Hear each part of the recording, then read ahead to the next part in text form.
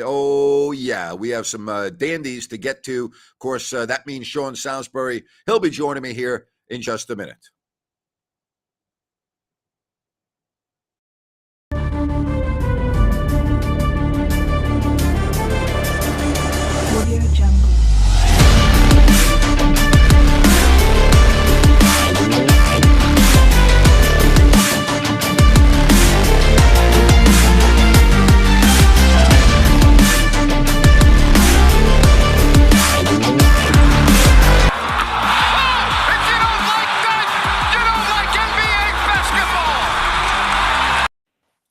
And Sean Salisbury, we are not talking NBA basketball. We are talking NFL football. How are you, buddy?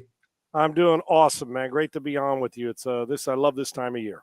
I do too. Hey, before we get to the playoffs, what the hell is going on in Houston? I mean, with the Texans, what's their biggest problem? And the mood, it just seems so embarrassing year after year what's going on with this franchise. Well, they say it's going to change now, and here's the baffling part. Well, they got the culture part. We hear that word. Sometimes it's overused. If you're not, we hear it all. The first thing goes wrong. Two things we always say. Well, is there no leadership and no culture? And unfortunately here, it's been both. And then when you have things going in the right direction, you get somebody who's so power hungry, they don't let anybody else involved in the decision, and before you know it, it crumbles. So ego's got to get out of the way. Now, Nick Caserio knows personnel, but they've hired two in a row that have been guys that were supposed to be bridge coaches, and 2 one-and-dones. Bad optics for the franchise, but also you got to find the guy who you say, that guy's changing our franchise. Leadership, maximizing the building, which we've talked about, hiring great assistants, and allowing him to work hand in hand with the front office and the general manager. Now, the owner this past week, Grant, it was weird that Cal McNair said, well, I'm going to finally get more involved in this. Well, you've been the owner. Why haven't you been involved is my question. They've got assets. They've got some good young players. They've got a lot of money to spend. The key is making the right hire, because even if for no other reason, if you're Nick Caserio, make it for selfish reasons, because your job's on the line. If he misses on this hire, he's done. So You better go out, spend money, get the best guy, a leader who hires great assistants and who can adjust in the building and make sure that you bring the most out in everybody. They haven't had that. And when they thought they had it with Bill O'Brien, they gave him too much power and he abused the power, and he's no longer here. This will be the most important hire in Nick Caserio's career, because they do have money and they do have draft picks. Sean, a lot of people were talking about the last sequence, the touchdown and the 2-point conversion. In the NBA, for 32 years, and I worked for a bad team, so we were in the lottery almost every year. I never once ever heard the players talking about, a draft pick or where the Kings were going to select. The players that are on the team don't care. The players that go out and play, they're not playing thinking about, the impact of a win or a loss and having that on the draft. They don't give a damn. I would assume it's the same in the NFL. If you're playing and you're on the field, the last thing you're thinking about is, if we score, we're going to be the number 2 pick as opposed to the number 1. Players don't think about that, or at least in the NBA they don't. I would assume in the NFL it's the same way. Well, if you're a coach or a player and you go into it thinking that way, Grant, that you're tanking on the field, that you're not trying to win a game, you're trying to lose, then you're a bitch-ass coward.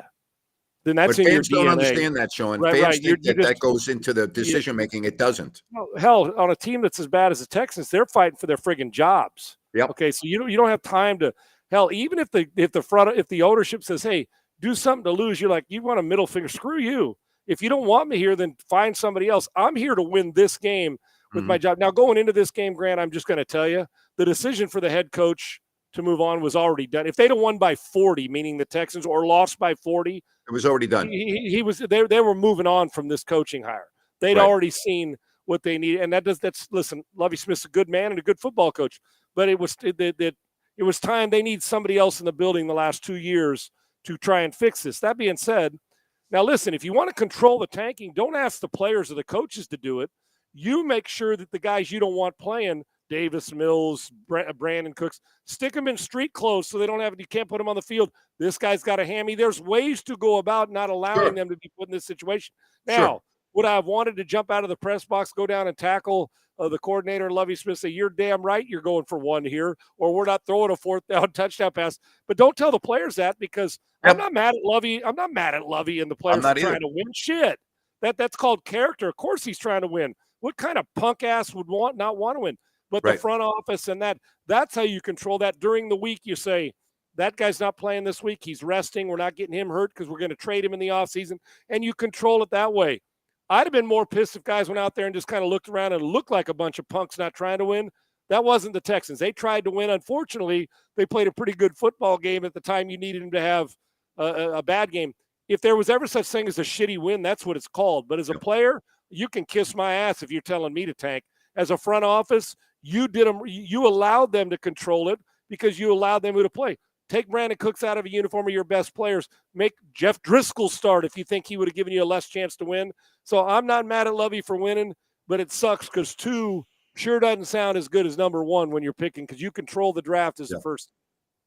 All right, last question on the Texans, and we'll move on. John wants to know, why did JJ want out of Houston so bad?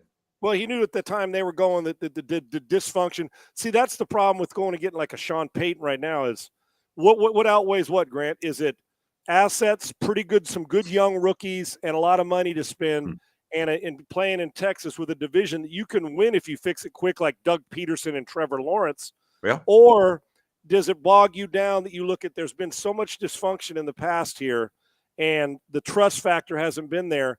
So even though Nick Caserio hasn't been here through all of it, and the front office has, with Cal McNair, that part, the ownership. So which one can win it? Nick's he's a good guy, and he's had success winning, but he's got to realize how important this hire is. It can't just be by the way. So J.J. Watt left. I don't think he and Bill O'Brien were real tight, to be honest with you, at the time when J.J. wanted out. And initially, I think he wanted to go where he thought he had a chance to win, and unfortunately, Arizona didn't. They lost that playoff game. And at that part of his career, you know what? Sometimes change is good. It got stale. JJ was a hell of a teammate. He's a first ballot Hall of Famer. He's also one of the Mount Rushmore guys. He's been great on and off the field, but it got to the point where it was, and JJ was not a superstar anymore, so it was easy for them to part with him. I would have still tried to get something for him, but they felt they were doing him a favor, letting him go try and maximize the last part of his career the last few years. All right, you just mentioned Doug Peterson. You talked about Jacksonville. They're in the playoffs, and everyone's talking about the quarterbacks here for this game with Herbert and Lawrence, and I get that. I got to tell you, the defenses for both these teams have been outstanding in the last 5 weeks. That's really what sticks out to me. I know everyone loves talking about the quarterback, but I think this is going to be a hell of a game. Mike Williams, by the way, out. He's got a fracture in his back. He's going to be out. If they were to make it to the Super Bowl, he could play, but he's not going to be on the field. That's not going to help the Chargers, that's for sure. Isn't this the story of the Chargers the last handful of years, Grant? It's always an injury, either preseason. It's all, whether it was Derwin James, Hunter Henry back in the day, Keenan Allen missing. I mean, it's always something, and it's unfortunately crappy for them because if you're a guy and you talk about a prospective coach, and if the job was open, you're like, I kind of like that situation. A superstar quarterback that's got a chance to be really special, and they've got weapons. And that's right, the defense. And I love this. Both the 4 and 5 seed games in both AFC and NFC are my favorite games of the week, counting the Monday night game, Grant, of the weekend. So I am 2 wonderful quarterbacks. I think this game comes down, and I think it's going to be close. I want to know what kind of decisions Brandon Staley's going to make on management, game management, when the game, it's nut-cutting time. And I know what Doug Peterson's going to do. I've seen it. So I think it's an advantage. I'm going to be honest with you. If they get curb stomped, let's say the Chargers get their ass kicked, I'm not so sure that job's not open at the end of this, because there was talk if they didn't make the playoffs, they were going to make a change. Now, I don't want that to happen. Sure. I don't think that's out of the woods yet. But if it's close and they win or they don't win, they may continue on with what they have. But you keep an eye on decisions late, and if the Chargers give this away the wrong way, I think it's a close game. I actually, as much of a Charger fan as I am, I think the Jacksonville Jaguars can beat them. I'm going to take the coaching edge to to Jacksonville. I think they can do enough. We got a hell of a quarterback battle, but somebody who gets enough stops and a short field turnover, Jacksonville may win this game. I kind of like them in this. I like both dogs in this. You know what? And we'll get to some of these questions in a moment. We never really know how a quarterback is going to be in January. We've seen too many examples of this where a quarterback can play very well in the months of September, October, November, and December. But when the games count, and we know what we're talking about this week, we really see the difference sometimes between the elite quarterbacks and the so-so quarterbacks. So I'm very anxious to see how these young quarterbacks are going to do in their first playoff game. I agree with you, Grant. And what I don't think Jacksonville wants to do is get into a passing fancy. While they know they can, I think that they want to be mixing around at this stage because Lawrence can, but we're just getting a taste of this. Look how quickly they've turned around from the first pick of the draft the last 2 years to winning the division. He's playing really good football. I think that Herbert's used to it with their injury, saying, "Dude, I'm heaping it on you." If there's a good balance and they protect the ball, Jacksonville can win at home. I honestly believe it. And I right now do not trust that the Chargers aren't going to make some decision on the sidelines that's going to cost them. Just like a quarterback who's got to prove it. Brandon Staley's got to prove to me he can handle a playoff as a head coach. I got to see it. I've seen it from Peterson. He's wearing a ring. You mentioned the other 4 or 5. Tampa to me is a bad football team right now. I don't care who the quarterback is. I think they're a bad team. The thing that hesitates me with Dallas, gives me pause, is their quarterback. I have no confidence in Dak Prescott. I have no confidence in a big game. And if you told me that Dallas would not turn the ball over, I don't think they could lose this game. I really don't. I think they're a better football team. And I know I saw you on social media earlier this week, and correct me if I'm wrong, you said Tampa Bay is going to win this game. How are they going to win this game? I don't know how do they win this game? Well, they've been playing so badly, Sean. They have. And last week they get beat, but they didn't play a lot of their starters the whole game. So right. Last week I'm not looking at the whole season. They've been up and down. What if I told you that all of a sudden they're going to start playing their best football in January? Now, I don't know if it's true, but I don't trust Dallas either. I know this in the NFC, and I'm being honest with you. If I took every single quarterback in the NFC and stuck them on Philadelphia's roster or San Francisco or Dallas's roster, I'm picking Brady that I trust the most in January. I'm just telling you, I do. Now, I know. Now, listen, on his Tampa team, I get it. If I stuck Brady in San Francisco, who's your NFC favorite to get to the Super Bowl? Yeah. If I stuck Brady in Philadelphia, who's your NFC favorite to get to the Super Bowl? The guy threw for 4,600 yards and getting hit around with a bunch of he had to babysit at times. They weren't their best. Now Mike Evans has stepped up. If he is upright, they're beating the Dallas Cowboys because I don't think the Cowboys are going to play air-free football. Dak Prescott leads, and listen, I like Dak Prescott, but I can tell you, to lead the league in interceptions and miss 5 games, dude, he's throwing the ball to the other team more than once a game. Yeah. You give Brady 2 more shots late in the fourth quarter, you're not beating them. So if they both play their best, Dallas got a better roster, at least, especially when you look at it. But I'm going to tell you what, I fully expect Todd Bowles to have that defense flying around. Yep. You'll know early how that protection is. If Micah Parsons doesn't wreck the game, and he Brady can takes that first, he damn right he can. And Brady takes it down. And here's another thing. Both teams must do this. How many times have you seen Kellen Moore get out of that and start throwing a passing fancy and throwing it? And how many times this year, if you said Byron Leftwich has not given it to Leonard they haven't run it, both quarterbacks are throwing it, tip balls, interceptions, sacks. They both got to implement this run, or at least give me some commitment to it. But I don't trust that the Cowboys are not going to turn it over. Cowboys are a better team, as witnessed by, 12 wins this year. But I'm going to tell you, I don't, Grant, I do not trust. If you turn it over 2 or 3 times in a game, Tampa's winning at home. Yeah, I would agree.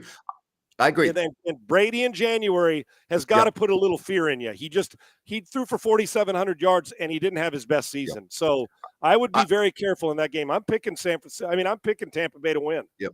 I think Dak Prescott is the most overpaid, overrated quarterback in the National Football League. I know that not named Russell Wilson. Yeah, well, I'm with you.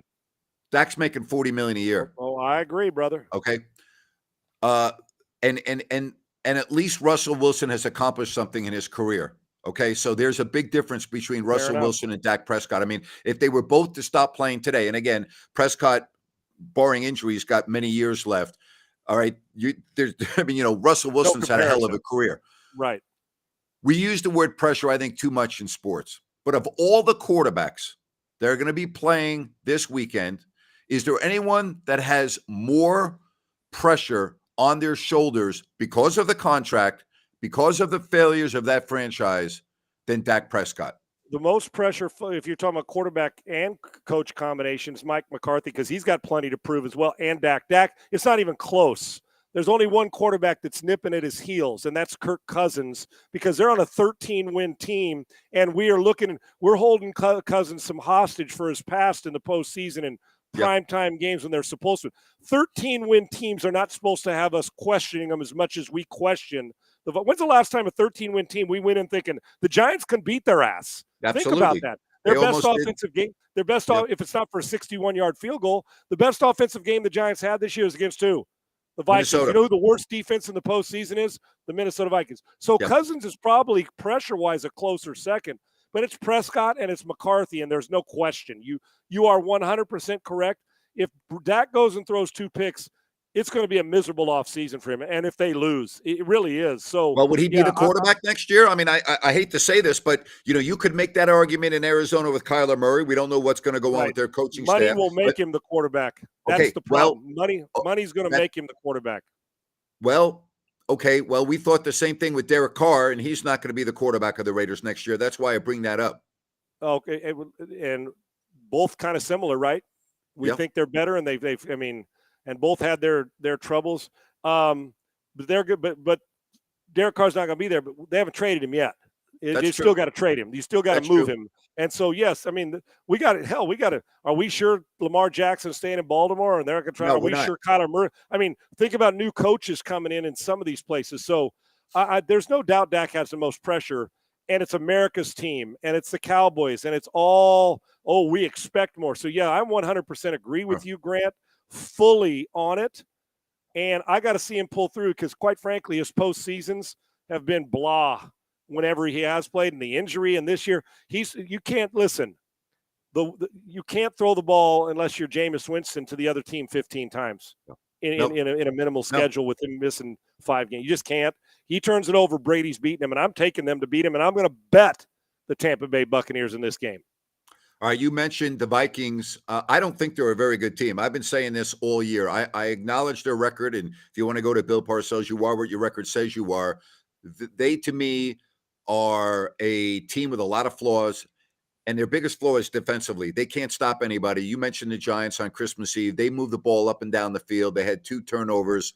The Giants also have 2 defensive backs in this game they didn't have on the field.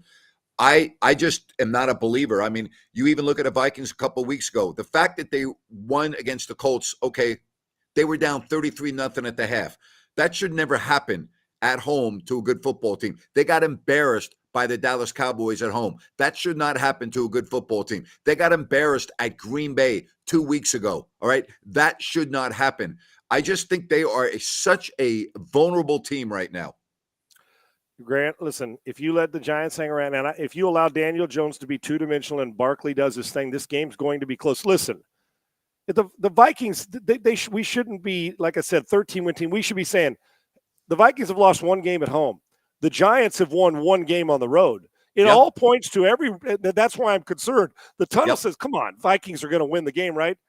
Not so fast, my friend, as my guy Lee Corso would say. This game's a major of the 2, 4, and 5 seeds. The other one that I say we could walk away with an upset is this game, because I'm telling you, the Vikings better not be thinking about what's next week, because the Giants, the culture. Now both coaches have brought in a great culture change. I love what O'Connell's done, and I really love what Dable and Mike Kafka, who I think Kafka is going to be a head coach at the end of this year anyway. But Grant, you are so right. Like I said, I went on a show in Minnesota today. I go on every week. I can't even believe that we're having the conversation over a 13-win team that we don't trust. You talk about the quarterback you don't trust. You don't trust the Minnesota Vikings at 13 friggin' wins, and they've won 11 close games, and they've dominated at home, except with the Cowboys. Yet, somewhere along this line, I feel that in the fourth quarter, this game could be hanging in the balance. And how many times can you live on the edge like they've lived with 11 one-score wins this year, Grant? Of course, as a Viking, I'd like to see him win, but I wouldn't touch this game with a money line bet for anything, because the defense has got to get a few stops, and they are the worst statistical defense in these playoffs, and that's a scary thing. And you know what? You better make Danny Dimes. You better make Daniel Jones one-dimensional, because his feet can kill you, and they are underrated. Yeah, the Giants are a better road team than you give them credit for. I mean, they beat Tennessee in week 1. They won a game they had to win in Washington. They beat the Packers in London. They haven't been terrible on the road, but I understand your point. The Vikings at home, the Vikings. Here's the other point I made on my show the other day.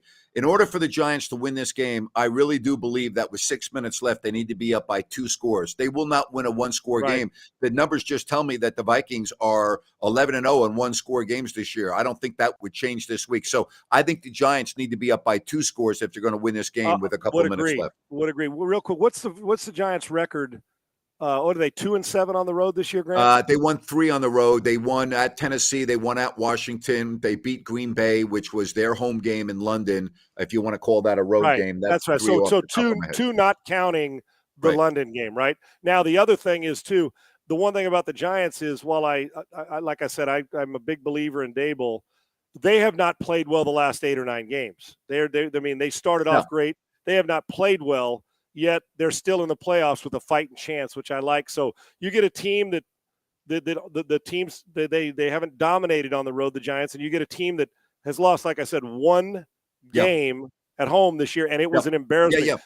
They've lost by an average 20 points. So point is, though, Grant, I give your Giants a real legitimate chance to win the game this week, but they better extend the lead.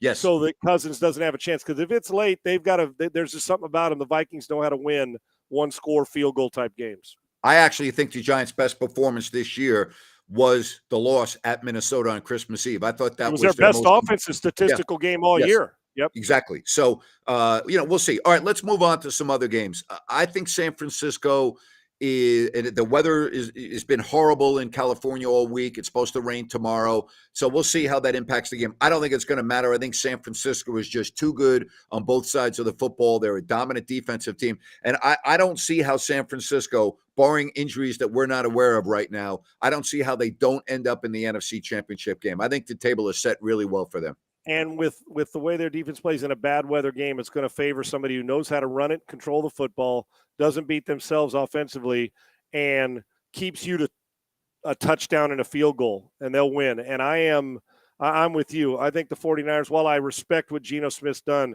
I think this is this one. I'm not overly worried about having a rookie quarterback start. He's 5-0, thrown 11 touchdowns, I think, against 2, maybe 3 picks. All he's done is win. I was saying on my show today, so this will be the perfect answer to this question here about, is the Niners, if they get to the NFC Championship game, I don't know what they're going to do with all 3 of them. I know damn well that means that Trey Lance and Jimmy's probably going to be gone. Trey Lance will have to beat out Brock Purdy. Right. It's not the other way around. He's already got more experience than Trey Lance has in the league. So Brock Purdy's it's a good problem to have, but he's going to make it difficult. I think that he's played – if he just goes into this thinking, I got every weapon I need on both sides of the ball, not play not to lose, stay as aggressive as you've stayed, just be smart, don't give the other team the short field. I'm not worried in this first playoff game that it's going to be the quarterback's reason they don't win. Now, as it goes on, the intensity raises, and if you run into Brady again or you got to go on the road to Philly, okay, I get it. But you know what? We don't know until we see him, and I've seen everything about his toughness mentally and physically. I think they can go to the Super Bowl, Brock Purdy or not. If he plays like he has in the regular season, they're going to give Philly and them are going to give each other all they can handle as long as they're healthy and play their normal football. That defense is nasty, and they got a ton of weapons on offense in San Francisco. Help me out with this. We used to hear this a lot about Troy Aikman in the rain. Yeah, they use a lot of footballs during the course of a game. Can you talk to me about the mechanics of a wet football or a football that's got precipitation on it? Again, they use a lot of footballs, but if it's raining hard, and the ball's being ready to be snapped, the ball's going to get wet. Did you find that does affect some quarterbacks, and how did you deal with that? Oh, there's no doubt. And to backtrack a little bit, not backtrack, to back up a little bit, talk about defense. The one thing there is, if it's not one of those where the field is so soaked, Grant, when you're making cuts and moves, it is an offensive advantage because you know where you're going, the defense doesn't, right? So that's an advantage. And listen, while we say, it should be a heavy favorite for the 49ers, sometimes the weather's the great equalizer, okay? So you never know what could happen, because what happens if Purdy lays one on the ground and Geno Smith doesn't? Now, if it's misty or just slight rain, the ball gets tackier. I had no problem. For me, Grant, bad weather was never an issue for me because one is I have big hands and it made it easy to grip the football. That's just the start of it. And you mentioned Dallas. Let me tell you something about Aikman.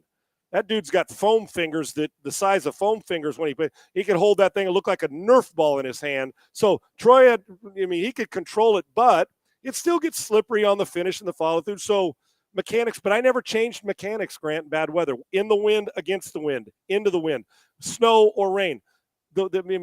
Taking the center snap and securing the football first, but mechanically, I didn't change it. I didn't change how I gripped it. I gripped it the way I did, and you took care of it. But if it's one of those like where it's a deluge, Grant, where every ball snapped up to the quarterback and you can, where it's up to your ankles, then anything goes. The truth of the matter is in that one, you run it, you try to secure it, make short passes and hope you get good run after the catch. But big hands and good mechanics sustain you more. But if it's a deluge, it's a problem. But if it's just normal rain and a mist, grip the football, get it and make sure your hands stay dry as much as possible. But the guy that makes the excuse will play shitty. The guy that doesn't make the excuse will find a way to fight his way through it. I felt it was, my advantage with my hands, but I also felt that, well, those guys got to play in it too, so I'm not giving them any advantage. I know divisional games are normally close. I understand the weather can be an equalizer. I get that. I don't see any way Seattle wins this game unless San Francisco has one of those games where they got a kick block, a kickoff return for a touchdown. Something very odd. Throw 3 picks and a pick six. Yeah, I don't see how they lose this game. Right, and I love the Seahawks, and I love what they've done. I think they're running into. I hate saying house money. You look back at the power rankings going into the season, Grant. They were 32nd. This has been an unbelievable turnaround, and of course you give them a chance because you got to play it. But I just think that when it comes to man-for-man defense and offense, the 49ers are just better. They're going to need something special to happen, I think, on the road to win. But you still got to play it. All that talk goes away when you still got to play it. They'll settle that. We won't. That's why I love the NFL, because it doesn't matter how bad you were the year before. Look at Seattle this year. Look at the Giants this year. Look at Jacksonville this year. Agreed. That's the beauty of the NFL. I love that. Your team can suck this year, but that doesn't mean they're going to suck next year. Dan, I was going to say Daniel Jones, but Grant, think about this. You mentioned those 3 teams. Geno played like a Pro Bowler. Daniel Jones had a rejuvenated start and looked like has played like a guy that could continue to be their quarterback. And Trevor Lawrence looks like the first pick of the draft, and they all have that in common. And coaches put him in the right position with great culture situations, and they executed. It's not a mystery. Protect the damn football and give me a quarterback, and you got a chance in every game. And then when defense rears its head, it's pretty cool to see that those 3 teams actually, and they all 3 have a fighting chance in these games. All right, no Lamar Jackson for Baltimore. The one thing I do love about Baltimore, it doesn't really seem to matter, who's on the field and who's not. Their mentality is next man up, and it seems to work for them. But I don't see it working this weekend against this Cincinnati team. Weather will not be an issue. The forecast is very nice. You see any way Baltimore wins this game? No, and I hate saying that going in as a player because I always think you should have a chance. Listen, Lamar's the, oh my gosh, who's he going to be if he's playing? He's not playing.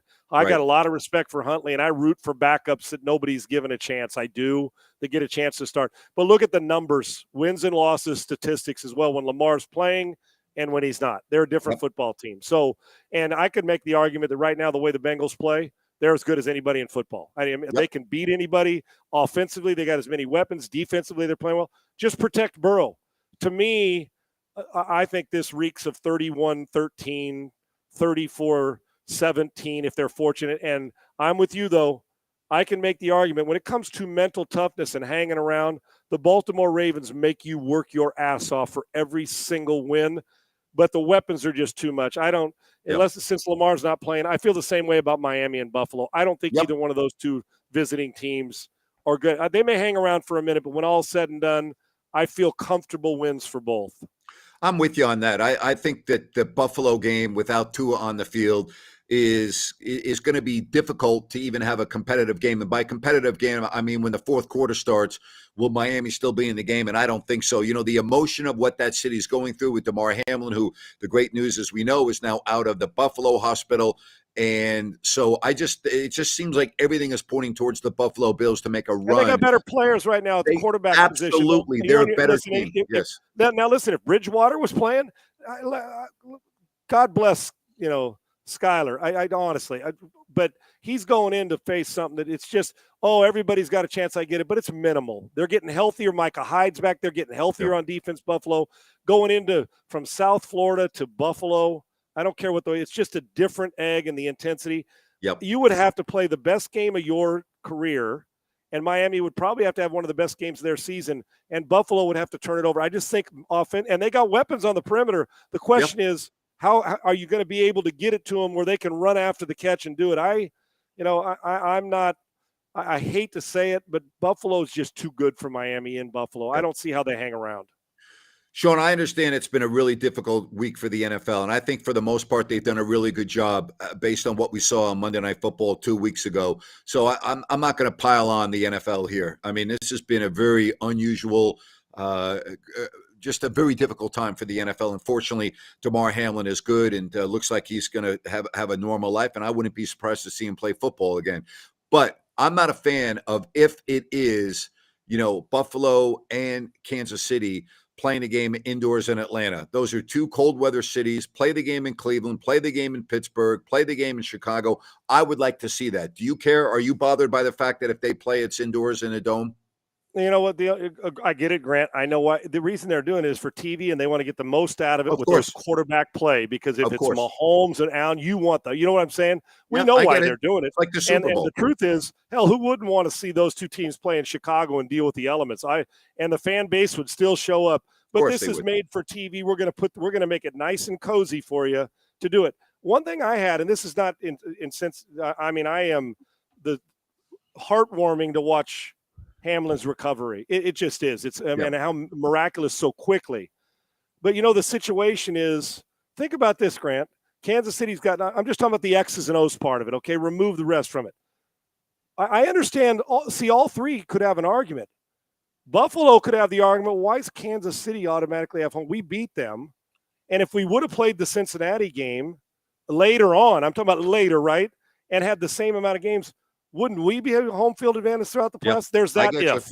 If you're Cincinnati, if you beat Buffalo, so I know. What I'm saying is there's what ifs on all of them, but Cincinnati got left out of the what if, right? And so did Buffalo when it comes to Kansas City. I mean, the what if, because you would have had 2 14-win teams, or a 14-win team, Buffalo, 13 Kansas. I mean, you never know how it turns out. My point, and not insensitive, they did the right thing. But I understand why Cincinnati's raising their hand saying, well, wait a minute. What if the Buffalo and Kansas City play? But what if we'd have beat Buffalo, and can you throw us into the what if category of the three, right?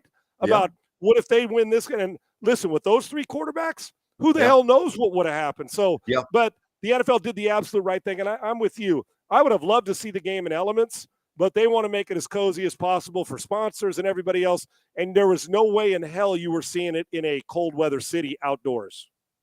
All right, I want to back up to Monday. I know before the game you like TCU. With my heart, Grant. With my heart. Yep. I know. How do you explain what we watched on Monday night? Well, number one is the listening to Kirby Smart before the game. Yeah, I heard that. I'm telling you, Grant, not just on the sidelines when he said we're going to aggression and we are going hunting. If anybody heard the audio of his pregame speech that wasn't made for TV, he was – that practice field this past week before that game, I'm telling you right now, he was embarrassed by Ohio State defense and like a Nick Saban team, and that's his mentor. He wasn't having any part of that shit. He called out his quarterback on national TV. I guarantee you he ripped their butt to shreds. And they came into that game saying, we are choking you out and we are putting our foot in your throat from the opening snap and from the opening kick. And you know what, Grant, I think they came out and they put it on them so harshly and physical. And then they finessed him to death too. Monken's the most underrated play caller on the planet. And then listen, Stetson Bennett always waits till, he plays good all the time, but 4 MVPs in 4 playoff games. The guy just has postseason chops that loves big moments. But they got better players, Grant. They do. Let's face facts. TCU's not recruiting the same. I'm talking about as far as an overall 85-man roster that Georgia is. Both of them, Georgia played their best. it almost got to a point where TCU, if this was a boxing match, they would have stopped it in the middle of the second quarter. But I watched TCU beat Michigan 7 days prior, the number 2 team in the country. Agree. It almost felt like TCU sighed too, like, oh, we made it to the national title. Nobody had us there yet. I don't think they went in thinking they were going to get beat down, but Georgia went in thinking, oh, you're going to get beat down. And then they executed every single step. And then it playing downhill. You're jumping off sides. You can't hit the play. You lay the ball on the ground. You can't give Georgia that many opportunities. A better team won. And I love TCU. But if you were betting with your heart, you're an idiot like me, and I didn't bet.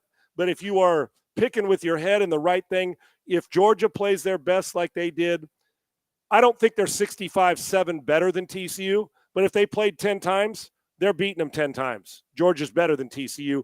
Not to diminish the great season they had and shrink them, because TCU had a hell of a year.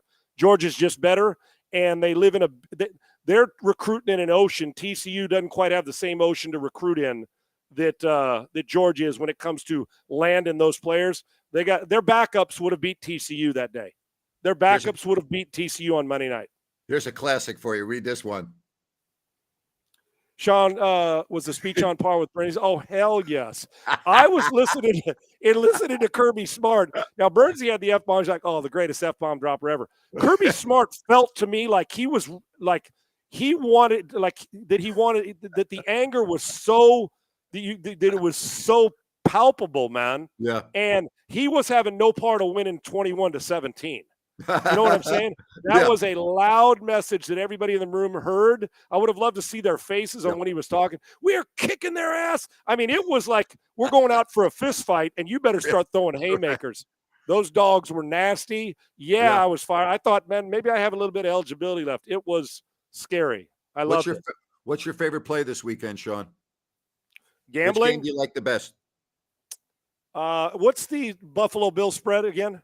Do we know what the spread is? I believe it went up to 11 to 11.5 when it was ruled that Tua was out. I feel pretty safe with that pick. Yeah. I'm also, and I'm gonna pick that, a couple others, but I'm also parlaying. I'm going with Jacksonville and parlays don't usually win, but I hit a 7-teamer 2 weeks ago. I'm going with Jacksonville and Tampa, both of those teams to win this week and take care of them. You know, Tampa is the dog. Well, I don't even know what the Jacksonville spread got to today. What is it? No, but you hit a 7-teamer a couple of weeks ago. That had to be a good week at the Salisbury household. Oh, dude, it was a monster one. And the last one was Ohio State having to get inside that spread, and they did. I'm like, let's go. And when they did it, I'm like, okay, I don't care who wins tomorrow. I got 7 of them. So, and it was pretty cool, and it was mixed with some college hoops and an NBA game. But Grant, I'm taking for fun Jacksonville, and I think Tampa's going to win.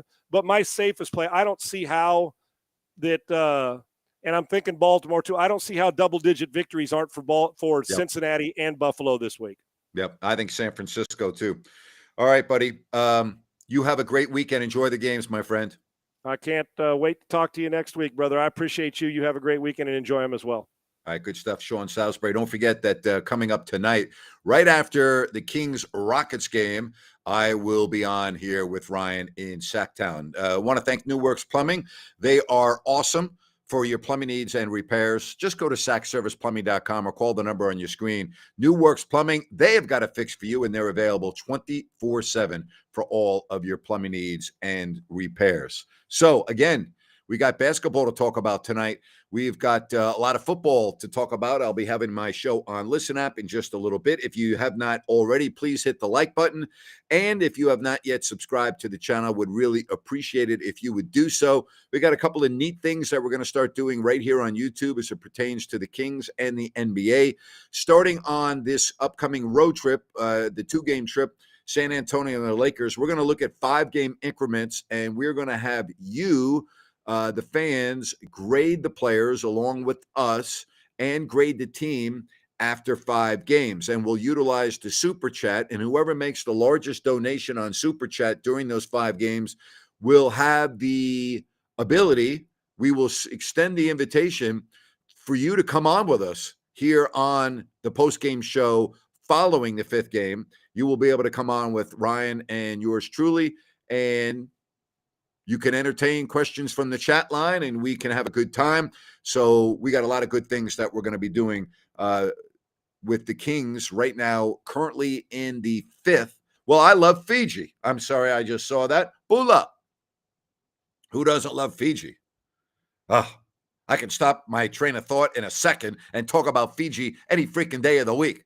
But now back to YouTube and what we're going to be doing. So we'll start that with the Spurs game. It will be the first of 5 when we will do that. So, yeah, Fiji's the best. Who doesn't love Fiji? If you have not been to Fiji, by the way, you got to go to Fiji. Put it on your bucket list. The people are just so awesome. And the diversity is incredible. All the different islands you can go to. Do yourself a favor. Go to a remote island and visit a Fijian village and bring some school supplies with you, okay?